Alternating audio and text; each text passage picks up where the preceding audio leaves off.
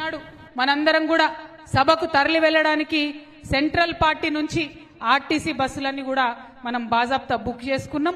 అందరి కూడా వసతులు కల్పించడానికి ఆర్థిక వనరులను కూడా మంచిగా సమకూర్చుకోవడం జరిగింది.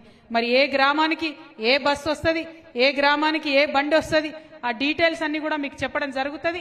ఆ రోజు 27వ తారీఖు నాడు దయచేసి మీ అందరితో విజ్ఞప్తి, మంచిగా జోర్దార్ సిల్క్ జెండాలు కూడా అన్ని వచ్చినాయి. ప్రతి గ్రామంలో మంచి గులాబీ జెండా పొద్దున్నే ఎగరేసుకోవాలి. ఆ తర్వాత బస్సా బండా ఏది ఉన్నదో బయలుదేరి ఖచ్చితంగా సభాస్థలికి చేరుకోవాలి. చాలా మంది చాలా రష్ అవుతుంది. మరి ఆ రష్ కాకముందే పొద్దున్నే బయలుదేరాలని చెప్పి నేను రిక్వెస్ట్ చేస్తా ఉన్నాను. ఎందుకోసం అంటే ఇక్కడి నుంచి అక్కడికి పోవడం, అక్కడ కేసీఆర్ గారు చెప్పేటటువంటి మాట మనందరం వింటే మళ్ళా మనకు కొత్త పవర్ వస్తుంది, కొత్త ఉత్సాహం వస్తుంది.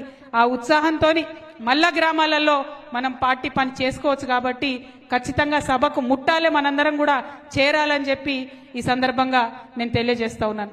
జగిత్యాల అంటేనే కేసీఆర్ అంటేనే జగిత్యాల్.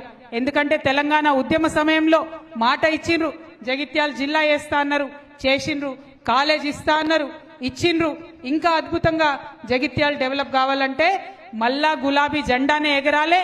అది జగిత్యాల్లో లోకల్ ఎలక్షన్ నుంచి ఎమ్మెల్యే ఎలక్షన్ దాకా, ఎంపీ ఎలక్షన్ దాకా ఎన్నిక ఏదైనా ఎగిరే జెండా ఈ గులాబీయే కావాలని చెప్పి మనందరం కూడా ప్రతిజ్ఞ తీసుకోవాలి.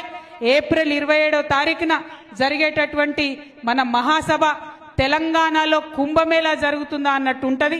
లక్షలాది మంది తరలి వస్తారు. కాబట్టి అందులో మన పాత్ర ఉండాలి. జగిత్యాల పిడికిలు కూడా అక్కడ లేవాలి.